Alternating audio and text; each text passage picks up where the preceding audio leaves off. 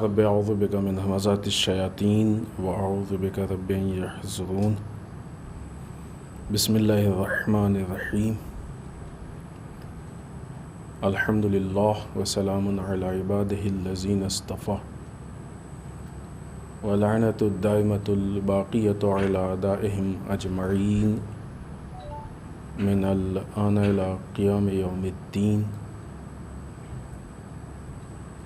اما بعد فقط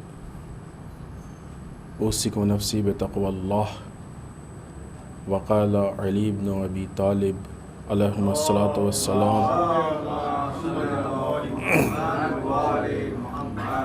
مختلفت دعوتان الا کانت احداہما ضلالہ۔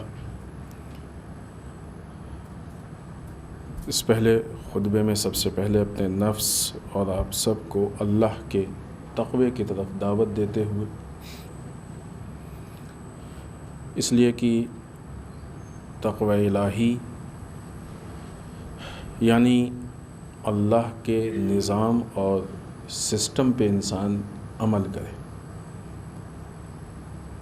نہ کوئی واجب اس سے یا وہ چیزیں کہ جو اللہ کا حکم ہے وہ ترک ہو، چھوٹے، اور نہ ہی کوئی حرام یا جن چیزوں کے لیے اللہ نے منع کیا ہے وہ اس میں مبتلا ہو، ملوث ہو یا اس کو انجام دے۔ ظاہر سی بات ہے کہ یہ چیزیں تب ہوتی ہیں کہ جب انسان کو اس نظام پہ یقین ہوتا ہے، اسی کا نام ایمان ہے۔ بغیر ایمان کے یقین پیدا نہیں ہوتا ہے۔ جب انسان کو کسی نظام اور سسٹم پہ یقین پیدا ہوتا ہے تو وہ جو دنیا کا ظاہری احساس ہوتا ہے فائدے و نقصان کا، وہ ختم ہو جاتا ہے، کیونکہ بہت سے مواقع پہ لوگ اس لیے عمل نہیں کرتے ہیں کہ ان کی اپنی عقل یہ کہتی ہے کہ اس پہ عمل کرنے سے ہم کو نقصان ہو سکتا ہے۔ اب اگر اس سے زیادہ اس نظام پہ ان کو بھروسہ ہوگا تو وہ کہیں گے کہ نہیں، یہ سسٹم جس نے بنایا ہے اس کا یہ وعدہ ہے کہ اس میں نقصان نہیں ہے، فائدہ ہے، وہ معاملات کو ہم سے بہتر سمجھتا ہے، معاملات کو ہم سے بہتر جانتا ہے، لہٰذا عین ممکن اور یہی ہے ہی در واقع کہ ہم اس معاملے کو نہیں سمجھ پا رہے ہیں، وہ بہتر سمجھتا ہے، لہٰذا اس میں فائدہ ہے۔ ہماری نارمل لائف میں عموماً ہوتا ہے کہ ہم کو جس پہ بھروسہ ہوتا ہے، تو بعض اوقات ایسا ہوتا ہے کہ جب وہ کسی چیز کے لیے کہتا ہے، کبھی مشکل میں ہو، نارمل حالات میں ہو، تو اگر ہم کو بھروسہ ہے تو ہم اس کی بات کو مان لیتے ہیں، اس پہ عمل کر لیتے ہیں کہ نہیں، فلاں صاحب ہمیشہ انہوں نے ہمارے ساتھ صحیح کیا ہے، ہمیشہ اچھے طریقے سے پیش آئے ہیں، ہماری فلاح و بہبود کے لیے، اچھائی کے لیے سوچا ہے، کبھی ہمارا نقصان نہیں سوچا ہے، ان کے پاس جو بھی عقل ہے، جو ان کی سوچنے کی طاقت ہے وہ بہت اچھی ہے، کبھی غلطی نہیں کرتے ہیں، لہٰذا اگر وہ کہہ رہے ہیں تو ہم اس بات کو مان لیں گے۔ ایسے ہی ہوتا ہے نا، یعنی سامنے والے کی عقل پہ بھروسہ ہو اور اس کی دیانتداری پہ بھروسہ ہو، یہ یقین ہو کہ وہ ہمارے ساتھ غلط نہیں کرے گا، تو ہم اس کی بات کو مان لیں گے، بھلے ہی بظاہر ہم کو لگے کہ فائدہ ہے کہ نہیں ہے، نقصان ہے کہ نہیں ہے، سمجھ میں آئے نہیں آئے، لیکن اگر ان دو چیزوں پہ بھروسہ ہوگا تو ہم اس کی بات کو مان لیں گے۔ اور اگر بعض اوقات ہم دین کو نہیں مانیں اور دین کے سسٹم کو چھوڑ کے جو ہماری عقل، معاشرہ، سماج، کلچر کہتا ہے اس کو فالو کریں، تو خوب اس کا مطلب کیا ہے؟ یا تو اس سسٹم کے بنانے والے کے نعوذ باللہ عقل پہ بھروسہ نہیں ہے، یا اس پہ بھروسہ نہیں ہے کہ وہ جو بھی ہمارے لیے کرے گا وہ بہتر کرے گا۔ ورنہ اگر ان دونوں چیزوں پہ بھروسہ ہے تو یہ ہو ہی نہیں سکتا ہے کہ ہم قانون پروردگار کی مخالفت کریں۔ سخت سے سخت حالات ہوں، انسان کو بظاہر نقصان محسوس ہوتا ہو، لیکن وہ قانون پروردگار کو نہیں چھوڑ سکتا ہے۔ دنیا میں کسی کی بھی عقل پہ ہم کو بھروسہ ہو، کتنا بھی انسان عقل مند کیوں نہ ہو، اللہ کی ذات عقل کل ہے۔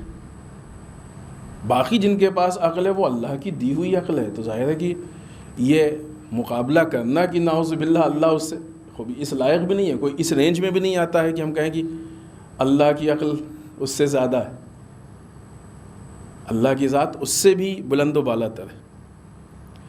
دوسری چیز، جہاں تک معاملہ بھروسے کا اور انسان کی فلاح و بہبود، خوب اللہ سے بہتر انسان کی فلاح و بہبود کون سمجھتا ہے؟ اس سے ہٹ کے اگر انسان کی ضروریات کو سمجھیں، دیکھیں انسان کے مزاج کو دیکھیں، اس کے نیچر کو دیکھیں، خوب اللہ خالق ہے، اس سے بہتر انسان کے مزاج کو، اس کے نیچر کو کون، اس کی ضروریات کو کون سمجھ سکتا ہے؟ لہذا ان ساری چیزوں کو جمع کرنے کے بعد یہ طے ہوتا ہے کہ اگر پروردگار نے ایک قاعدہ، ایک قانون، ایک اصول انسانوں کے لیے بنایا ہے، تو دنیا کے بنائے ہوئے ہر قاعدے اور قانون کے بنسبت یہ جو قاعدہ و قانون ہے یہ انسان کے لیے حتماً مفید ہے، اور نہ یہ کہ حتماً مفید ہے بلکہ یہی وہ راستہ ہے کہ جس پہ انسان عمل کرے، کیونکہ انسان کے عمل کا راستہ بھی اتفاقاً جو مولا کا قول ہے وہ بھی اسی سے متعلق ہے، انسان کے عمل کا راستہ ایک ہی ہوتا ہے۔ عمل کے لیے اگر آپس میں اختلاف ہو راستوں میں تو کئی راستے نہیں ہوتے ہیں، عمل کا راستہ ایک ہی ہوتا ہے، لہذا قانون پروردگار پہ عمل کرنا ہی ہمارا راستہ، اس کے علاوہ ہمارے پاس کوئی آپشن ہے ہی نہیں، یا پھر یہ کہیں کہ ایمان نہیں ہے، یا پھر یہ کہیں کہ یقین نہیں ہے، کہ وہ ساری باتیں ہو چکی ہیں۔ لہذا تقوی کا مطلب یہ کہ ہمارا ایمان بھی ہو، یقین بھی ہو، اور قانون پروردگار پہ مضبوطی کے ساتھ، استحکام کے ساتھ، اطمینان کے ساتھ عمل بھی ہو۔ آئیے اس کے بعد امیر المومنین مولائے متقیان حضرت علی بن ابی طالب علیہ الصلوۃ والسلام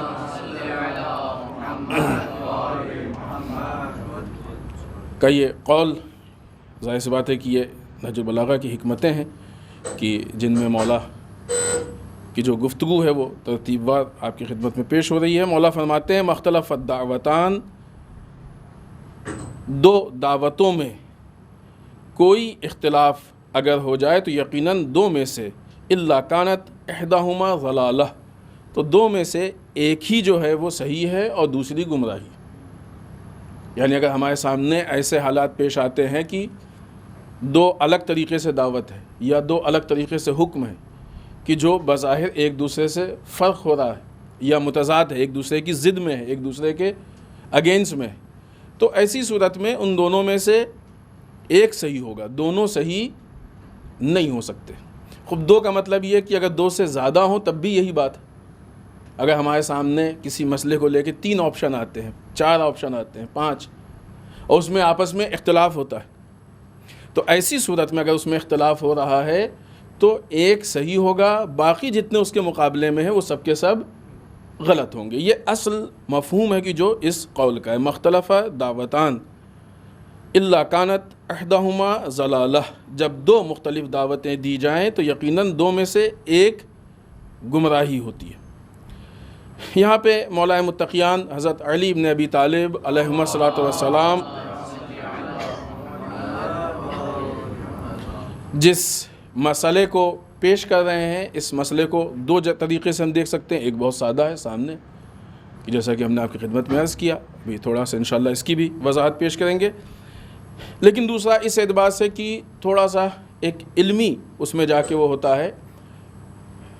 عالم اسلام میں بعض ایسے فرقے ہیں کہ جن کا یہ ماننا ہے کہ اگر احکام کو لے کے مجتہدین کی رائے میں ہے، یہ شیعوں کا فرقہ نہیں ہے، شیعوں میں نہیں ہے، دوسرے فرقے، اگر مجتہدین کی رائے میں اختلاف ہو جاتا ہے تو دونوں کا جو حکم ہے وہ یوں کہا جائے کہ واقعی اللہ کا حکم ہے اور دونوں صحیح ہیں۔ ہم لوگ اس چیز کو قبول نہیں کرتے۔ اگر 2 حکم میں اختلاف ہے، ہاں یہ ہو سکتا ہے کہ ایک کا حکم واقعی ہو، اولی ہو، دوسرے کا حکم ثانوی ہو، ایک کا حکم واقعی ہو، ایک کا حکم ظاہری ہو، یعنی حالات کے اعتبار سے کبھی ہوتا ہے کہ حکم تبدیل ہو جائے، ورنہ حقیقت کے اعتبار سے کبھی ممکن نہیں کہ 2 حکم سیم ہو، الگ الگ ہو۔ بعض اوقات بعض علماء نے یہ بھی دعویٰ کر دیا کہ قرآن میں جو ہے وہ ایسی آیتیں پائی جاتی ہیں جو ایک دوسرے کے خلاف ہیں، قرآن میں ایسی بھی آیتیں پائی جاتی ہیں کہ ایک دوسرے کے خلاف ہیں۔ بعض علماء نے یہ بھی مان لیا ہے کہ مثلا اس حد تک اختلاف ممکن ہے کہ اصول دین میں بھی اختلاف ہو سکتا ہے. خوب یہ نہیں ہو سکتا، ممکن نہیں کہ اصول دین میں اختلاف پیدا ہو. لہٰذا یہ جو اس طرح کی باتیں ہیں، اس کو ہمارے ائمہ کی جو تعلیمات ہیں وہ ان چیزوں کو قبول نہیں کرتی ہیں، بلکہ ہمارے ائمہ اطہار علیہم الصلوۃ والسلام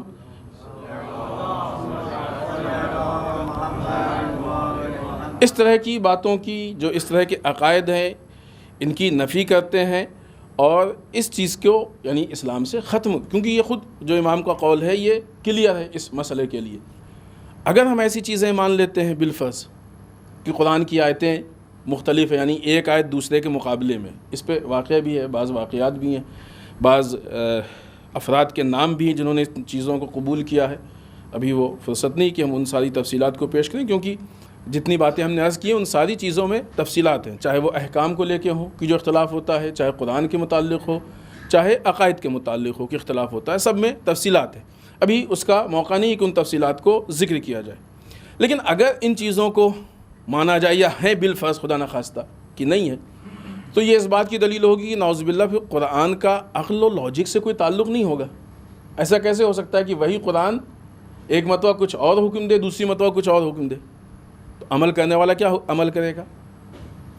اللہ کا حکم، شریعت کا حکم ایک مرتبہ کچھ اور ہو، دوسری مرتبہ کچھ اور ہو، تو پھر عمل کرنے والا کیا عمل کرے گا؟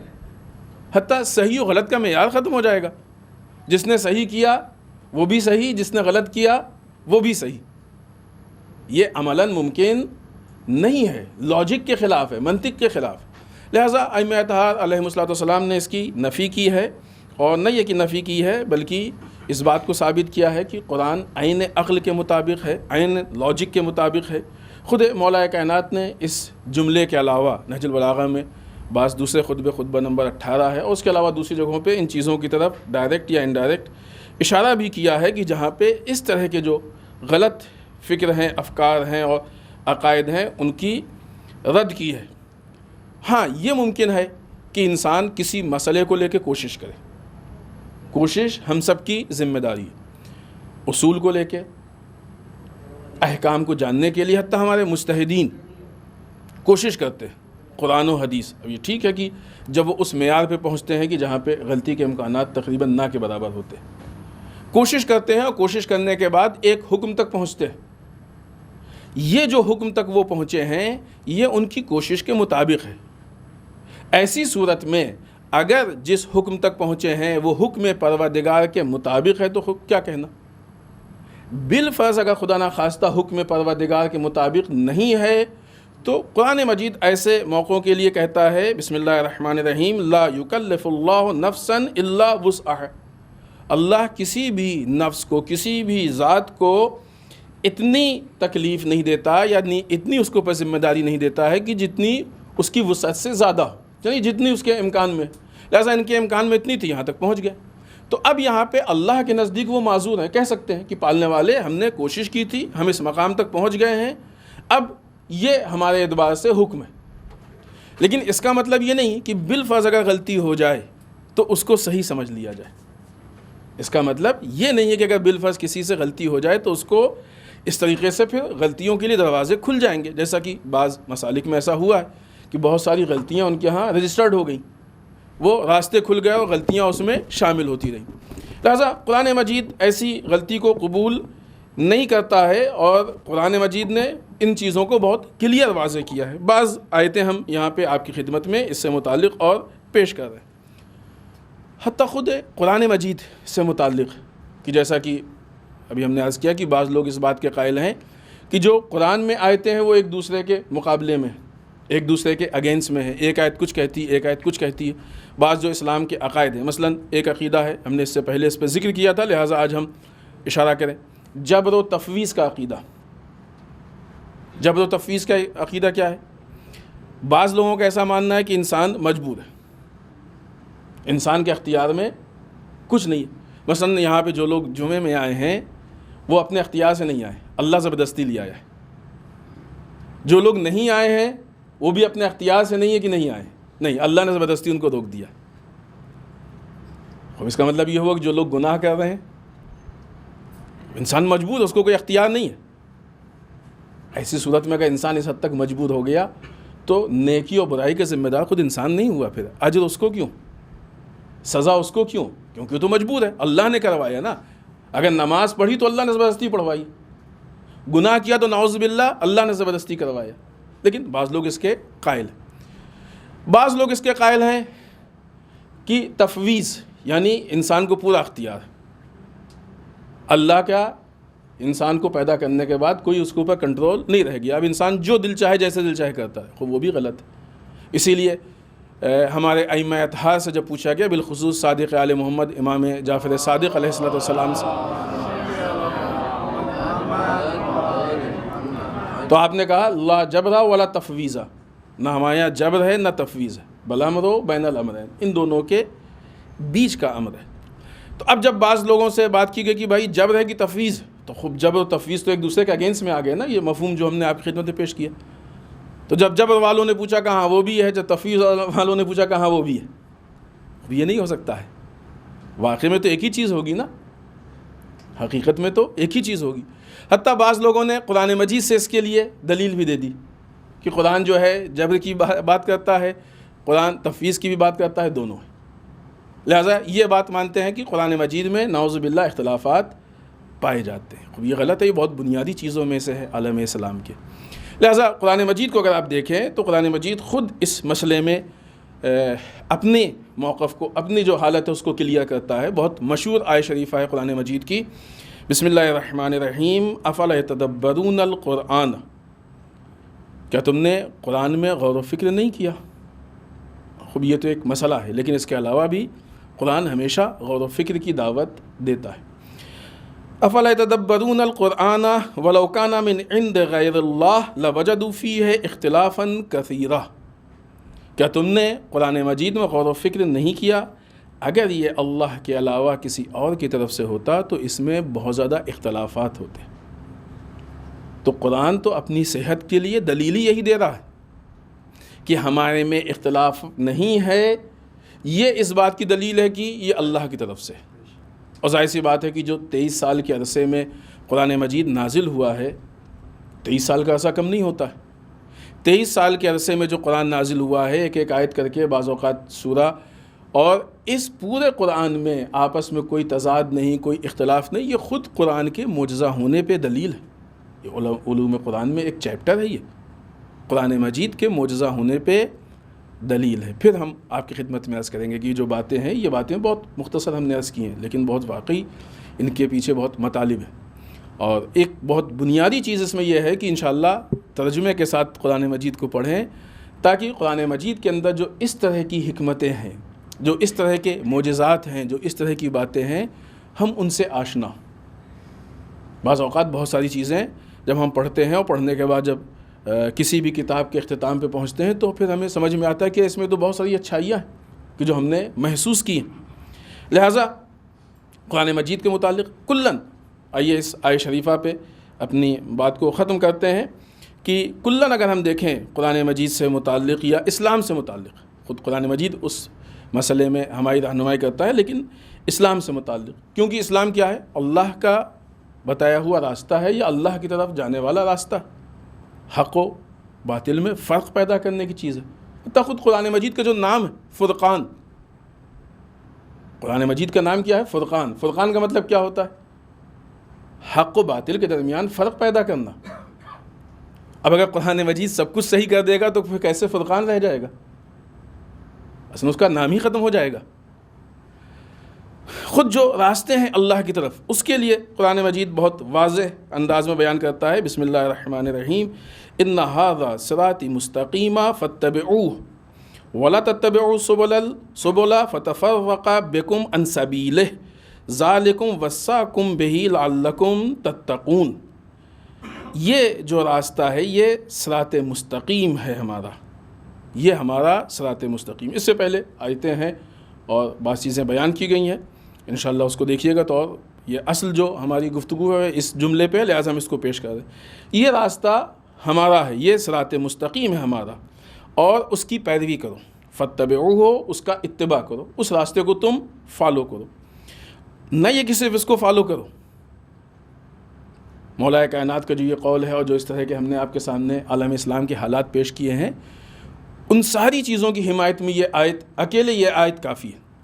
تم اس کا اتباع کرو، اور نہ یہ کہ صرف اس کا اتباع کرو بلکہ اس کے علاوہ جو مختلف دوسرے راستے ہیں، پراکندہ راستے ہیں جو تم کو ہماری پیروی سے دور کر رہے ہیں، ان کا اتباع نہ کرو، ان کو فالو نہ کرو۔ اور فرق یہی ہے کہ اللہ نے اپنے راستے کے لیے کہا ہے سبل، اور اپنے راستے کے لیے کہا صراط مستقیم کہ یہ سیدھا راستہ ہے، اور جو دوسرے راستے ان کے لیے کہا سبل، یعنی راستے ہیں وہ مختلف راستے ہیں۔ یہ تم کو اس راستے سے جو اللہ کا راستہ ہے سبیل، اس سے الگ کرتے ہیں۔ وصاکم بہ، ہم تم کو اس چیز کی وصیت کرتے ہیں، کیوں؟ لعلکم تتقون، شاید تم متقی ہو جاؤ۔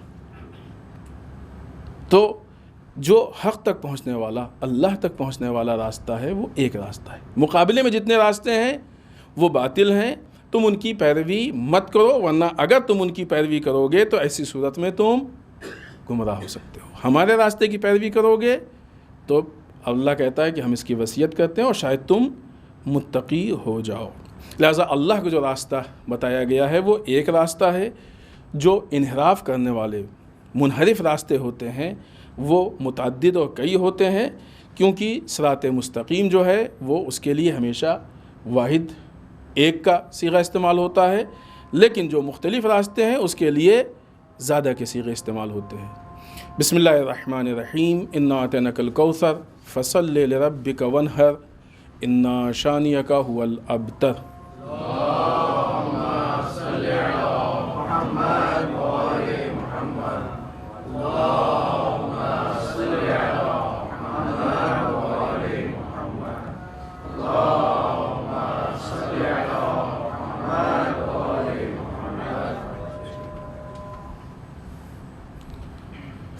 رب اعوذ بک من ہمزات الشیاطین واعوذ بک رب یحضرون۔ بسم اللہ الرحمن الرحیم۔ الحمد للہ الذی لا یبلغ مدحتہ القائلون ولا یحصی نعمہ العدون ولا یؤدی حقہ المجتہدون۔ اللہم صل وسلم علی صاحب الدعوۃ النبویہ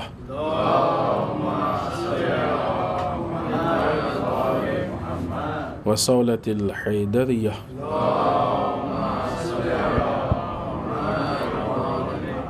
والعصمة فاطمیہ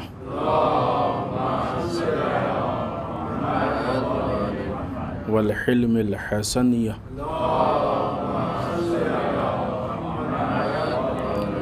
والشجاعة الحسینیہ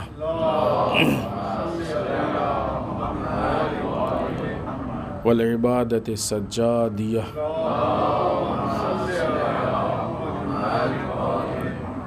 والآثار الباقریہ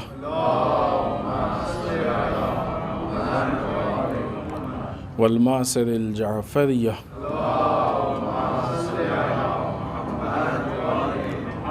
والعلوم الکاظمیہ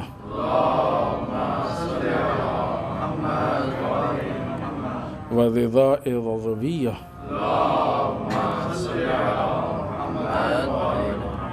والجود التقویہ والنقاوة النقویہ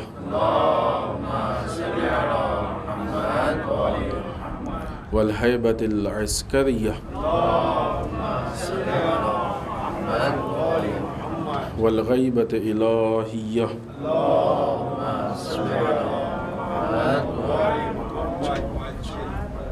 ولعنة الدائمة الباقية على أعدائهم أجمعين من الآن إلى قيام يوم الدين۔ اما بعد، اس دوسرے خطبے میں ایک بار پھر اپنے نفس اور آپ سب کو اللہ کے تقوی کی تاکید کرتے ہوئے اس ہفتے کے مناسبات میں سب سے پہلی مناسبت کی جو موجودہ ایام ہیں وہ ہفتہ وحدت۔ ہفتہ وحدت آپ کو معلوم ہے، رسول اللہ صلی اللہ علیہ وآلہ وسلم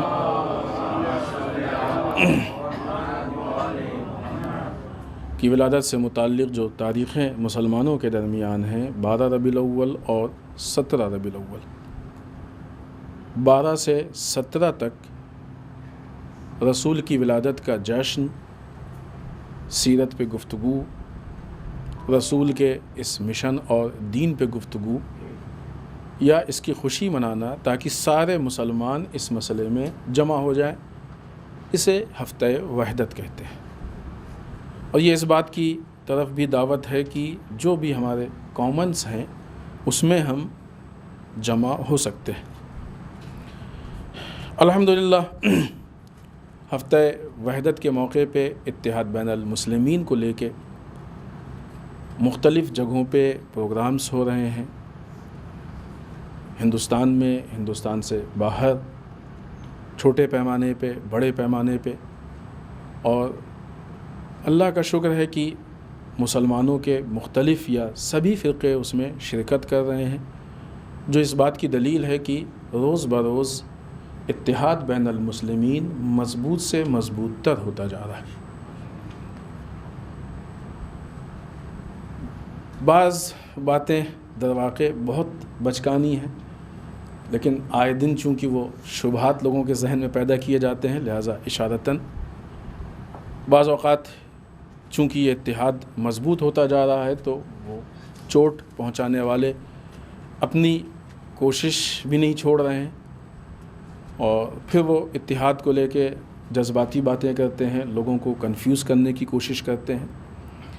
دیکھیں، اتحاد کا مطلب ذرا بھی یہ نہیں ہے کہ ہم اپنے دین کو بدلیں یا کسی سامنے والے سے کہیں کہ وہ اپنے دین کو بدل دے، ورنہ پھر یہاں پہ اتحاد بین المسلمین کی بات نہیں ہوگی۔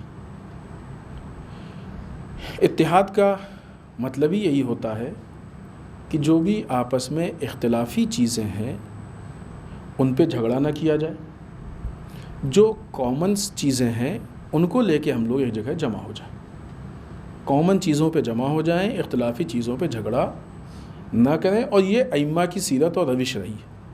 حتیٰ خود آپ دیکھیں مولا کائنات حضرت علی بن ابی طالب علیہ الصلوۃ والسلام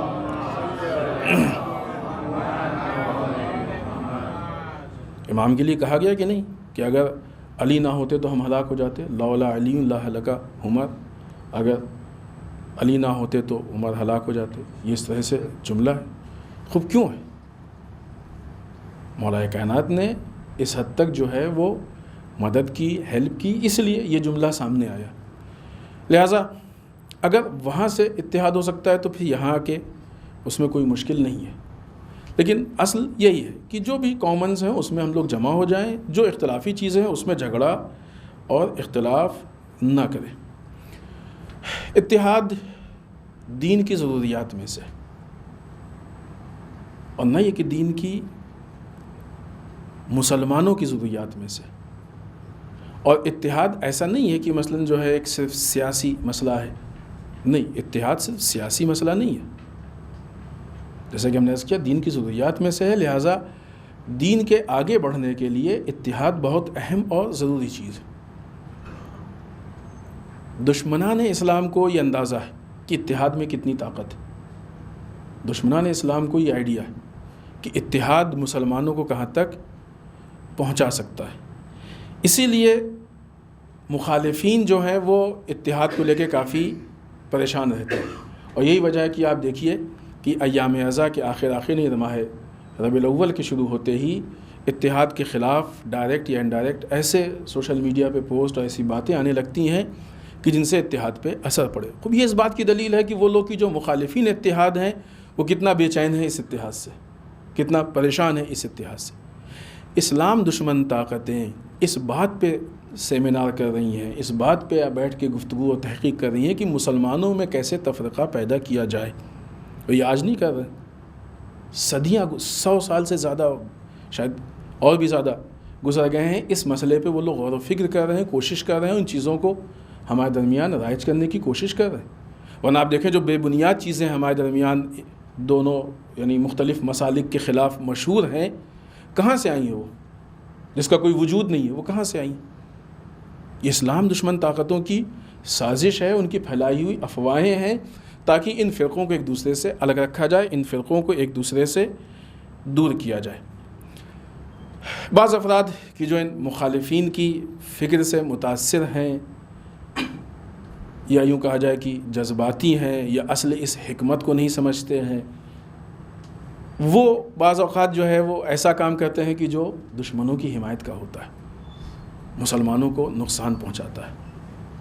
اور تعجب ہے کہ وہ ایسا کیوں کرتے ہیں؟ کیونکہ ہمارے سارے مراجع کہتے ہیں کہ اتحاد ہونا چاہیے، سارے مراجع کہتے ہیں اتحاد ہونا چاہیے۔ آپ بتائیں کوئی ایک ایسا مرجع ہے کہ جو کہے کہ نہیں اتحاد نہیں ہونا چاہیے؟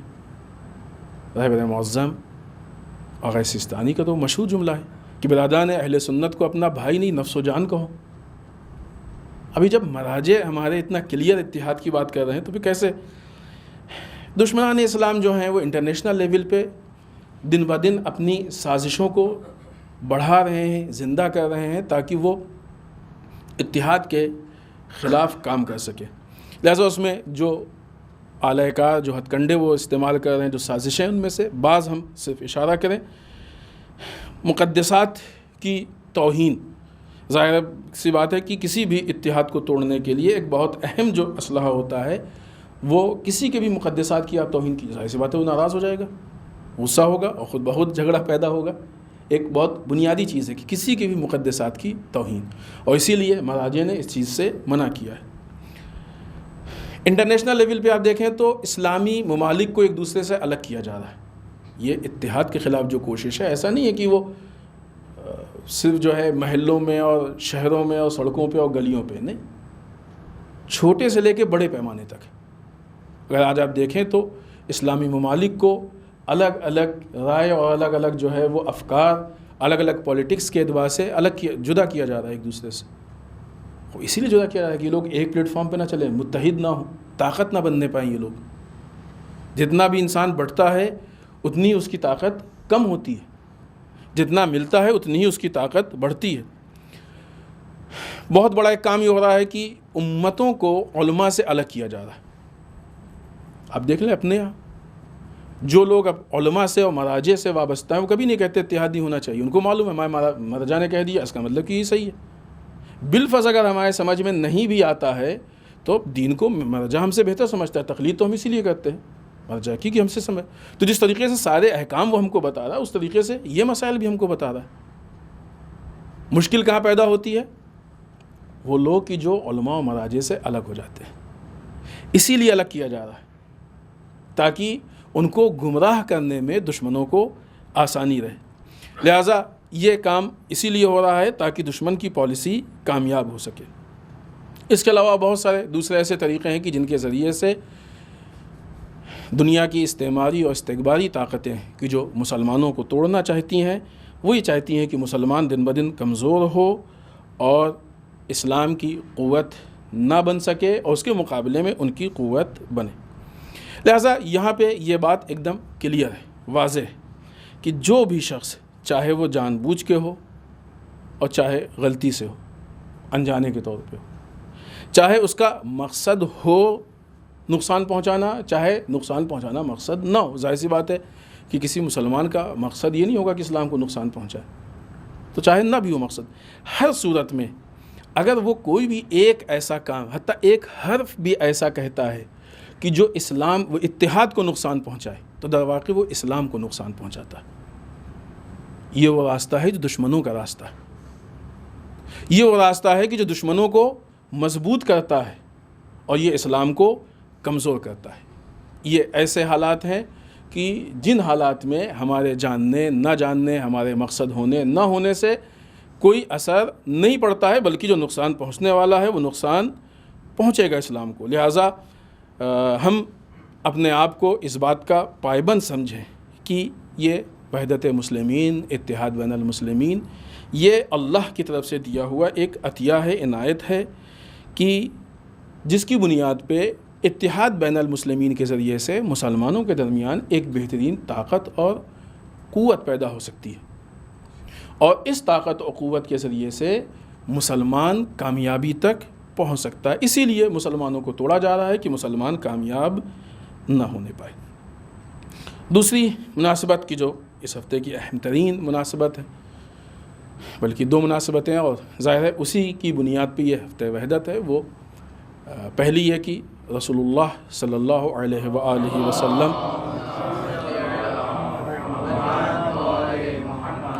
کی ولادت باسعادت، اور دوسری صادق آل محمد امام جعفر صادق علیہ الصلوۃ والسلام کی ولادت۔ یہ دو عظیم ولادتیں ہیں 17 ربیع الاول کو۔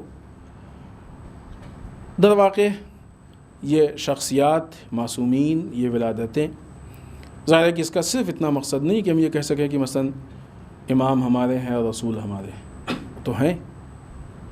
مقصد یہ ہے کہ ہم عمل سے اس دعوے کی تصدیق کریں، اور اگر ہمارا عمل بتائے گا کہ امام ہمارے ہیں اور رسول ہمارے ہیں، تو پھر ہم کو زبان سے کہنے کی ضرورت ہی نہیں پڑے گی، عمل اس چیز کو ثابت کرے گا۔ ٹھیک ہے کہ وہ سامنے والے کے اندر بھی بصیرت ہونی چاہیے کہ کس حد تک اس کے اندر بصیرت ہے، لیکن اگر ایک ماحول بن جاتا ہے، فضا بن جاتی ہے، تو پھر یہ چیز اور آسانی سے اور بہتر طریقے سے ثابت ہوتی ہے۔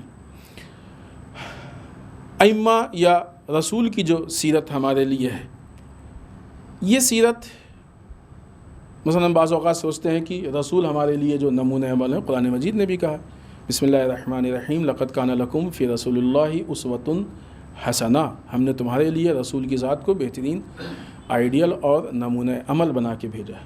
تو یہ رسول کی جو سیرت، رسول ہمارے لیے آئیڈیل ہیں، امام ہمارے لیے آئیڈیل ہیں، تو ایسا نہیں ہے کہ وہ جو عبادت کے مسائل ہیں، نماز، روزہ، حج، زکوٰۃ، صرف اس میں نہیں۔ اگر ہم رسول کی سیرت کو دیکھیں تو رسول کی جو سیرت ہے وہ عبادی یعنی عبادت والی سیرت سے ہٹ کے رسول کی فرہنگی کلچرل سیرت بھی ہے، رسول کی پولیٹیکل سیرت بھی ہے، رسول کی اکنامیکل سیرت بھی ہے، ایجوکیشن کے میدان میں بھی رسول کی سیرت ہے۔ زندگی کے جتنے شعبے ہو سکتے ہیں، ہر شعبے میں رسول کی سیرت ہے۔ آج بہت سارے مواقع پہ در واقع رسول کی وہ ذات ہے کہ اللہ نے رسول کو پوری دنیا کے لیے بھیجا ہے، صرف مسلمانوں اور صرف شیعوں کے لیے رسول نہیں آئے، لیکن ہم رسول کو دوسروں کے سامنے پیش نہیں کر رہے ہیں، اور بعض اوقات پیش نہیں کر پا رہے ہیں۔ اس کی وجہ یہی ہے کہ ہم رسول کو مثلا چاہتے ہیں کہ صرف ایک عبادی سیرت سے پیش کریں۔ نہیں، رسول کو اگر ان کے درمیان پیش کرنا ہے تو ابتدا ہم کو مثلا ان چیزوں سے کرنی ہوگی کہ جو رسول کی ایسی سیرت ہے کہ جو ہمارے ان کے بیچ میں کامن ہے۔ آپ دیکھیں کہ جب رسول مکے میں تشریف لائے اور کافروں کے بیچ میں آپ نے زندگی گزاری، تو کافر کیا کہتے تھے؟ رسول صادق ہیں، رسول امین ہیں۔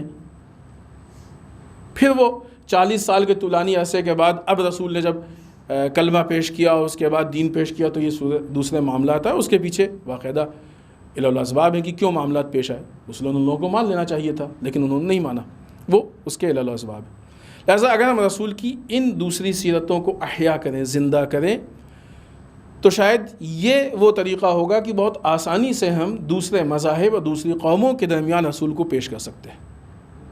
اقتصادی مسائل آئیں گے تو ہم ان کو بتا سکتے ہیں کہ دیکھیں رسول کی سیرت ہے، آپ اس پہ عمل کیجئے، کامیاب ہوں گے۔ کلچرل مسائل، اخلاقی مسائل آئیں گے، ہم پیش کر سکتے ہیں کہ رسول کا اخلاق یہ تھا، آپ اس اخلاق کو اپنائیے، کامیابی کا ضامن ہے۔ یہ بہت ساری ایسی چیزیں ہیں کہ جس کو ہم، اور یہی وہ ذریعہ ہوگا کہ در واقع ہم رسول کو ان کے سامنے پیش کر سکتے ہیں، اور نہ یہ کہ ان کے سامنے پیش کر سکتے ہیں، اس کے ذریعے سے پھر ان کو خود اسلام کے ویلیوز بھی معلوم ہوں گے، اسلام کے اقدار بھی معلوم ہوں گے۔ ان ساری سیرتوں میں جو اہم ترین فرصت ملنے کی بنیاد پہ ہے، جس پہ اس سے پہلے بھی ہم نے گفتگو کی، وہ امام جعفر صادق علیہ الصلوۃ والسلام کی سیرت سے واضح ہے۔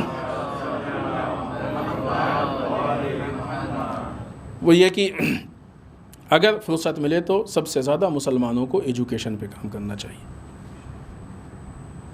ایجوکیشن بنیادی چیز ہے، اور آج بہت ساری مشکلات جو ہمارے درمیان پیدا ہو رہی ہیں، اس مشکلات کے پہنچانے کا ایک بہت بڑا جو بہت مضبوط راستہ دشمنوں کے ہاتھ میں ہے، وہ یہ ایجوکیشن، کیونکہ وہ چیز ہے کہ جہاں سے ہر بچے کو گزرنا ہوتا ہے، اور خاص کر کے اس سن میں گزرنا ہوتا ہے کہ جب وہ سیکھنے کی صلاحیتوں کو لیے ہوئے ہوتا ہے، لہٰذا وہاں پہ اس کی تربیت ہوتی ہے، غلط ہو صحیح ہو جیسی ہو۔